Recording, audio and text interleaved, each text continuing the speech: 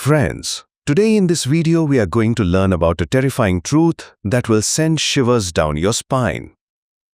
Imagine an ordinary restaurant where food was being sold cheaply, claiming to be beef.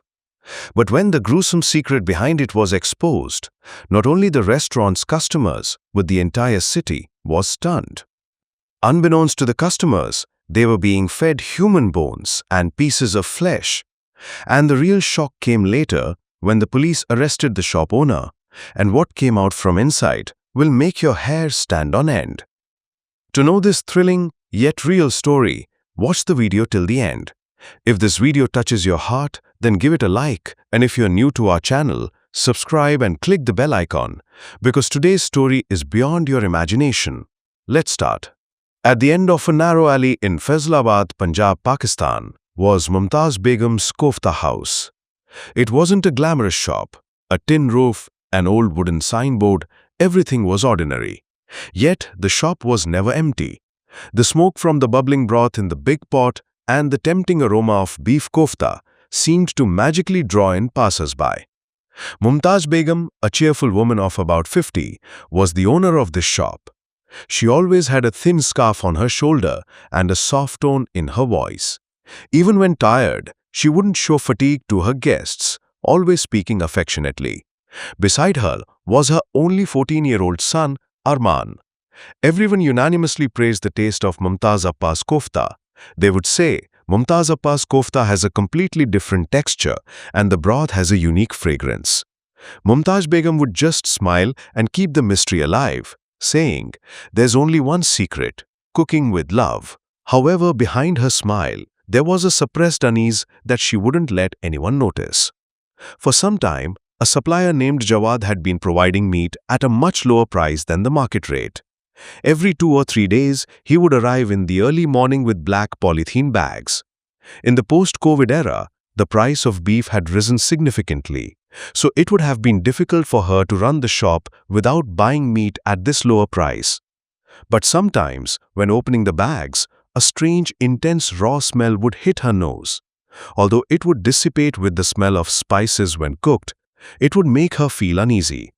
That suppressed discomfort was constantly gnawing at her. That very evening, the first truly unsettling incident occurred. A new customer, Bilal, an intelligent law student from the nearby university, sat down at a corner table in the alley. With the first sip, his brows furrowed. The taste was good, but the texture of the kofta seemed unusually clumpy, a little too tight. With the second bite, Bilal's teeth hit something hard. Carefully pulling it out with his fingers, his eyes widened. A pale grey, curved, tiny piece, like a part of a human nail. Shivers ran down his entire body. Bilal quickly wrapped the object in a tissue and put it in his pocket, as if no one had seen anything. Upon returning to the hostel, he opened the tissue under the soft glow of the table lamp. The piece was clear. It wasn't bone, it wasn't skin. It was a human nail. His throat grew dry. He hastily called his acquaintance Dua, an MBBS student. Dua looked at the piece and grew serious. "It's not 100% certain by just looking, but the structure is similar to a human nail. If you want, I can get it tested at a small forensic lab tomorrow morning." Bilal couldn't sleep that night. Only one question kept swirling in his mind. If it really was a human nail, how did it end up in the kofta? Was it merely an accident, or was there some terrifying truth behind it? Meanwhile, after closing the shop and returning home, Arman slowly told his mother, "Sometimes I smell something different in Jawad's meat." Mumtaz Begum caressed her head, a gentle smile on her face, but deep concern in her eyes. The inner turmoil did not give her peace. The next day dawned with a grey, foggy sky over Faisalabad. Bilal went to the lab with Dua, carrying the sealed small envelope containing the nail piece. The report was due in the afternoon. A small message arrived from Dua's phone. "Prima facie indication human nail. Detailed report being prepared." Reading the next line, Bilal quickly stood up. "Must inform the police, don't delay." Afternoon turned into evening. Bilal took the sealed piece in the small envelope to the nearest police station in Faisalabad. DSP Arif Malik was known for his strict discipline and impartiality. He took the envelope in his hand and said in a calm voice, "We are sending the preliminary report to the forensic lab.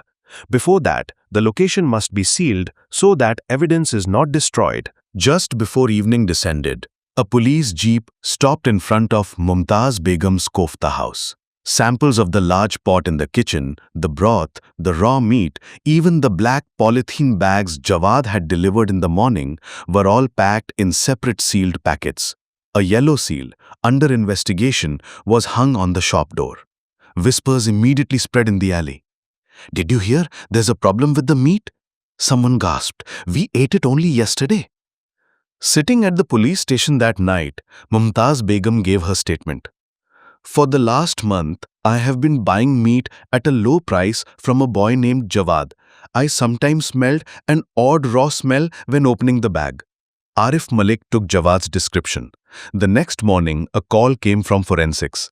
Traces of human origin tissue were found in some of the samples. The media instantly made headlines. "Human tissue suspected in kofta in Faisalabad." Panic set in among the public. Meanwhile, the police traced and arrested the supplier named Jawad. After prolonged interrogation, Jawad broke down. He confessed that behind him was a massive syndicate that kidnapped missing people, harvested and sold their organs. The remaining body parts were soaked in formalin and supplied at a low price to some shops in the city, so no one would easily realize. Mumtaz Begum was targeted simply as an easy cover. Based on the information provided by Jawad, DSP Arif Malik's team launched a raid on an old warehouse on the outskirts of the city, near the river. The operation began after 2 a.m. The EOD unit first entered to detect devices, but hearing movement inside, Arif roared, "Everyone out! Out! Run! Push! Door!" Just as he stepped outside, a blast occurred behind them with a thud. Flames shot up, the tin roof flew off, and sparks of fire flashed in the night sky.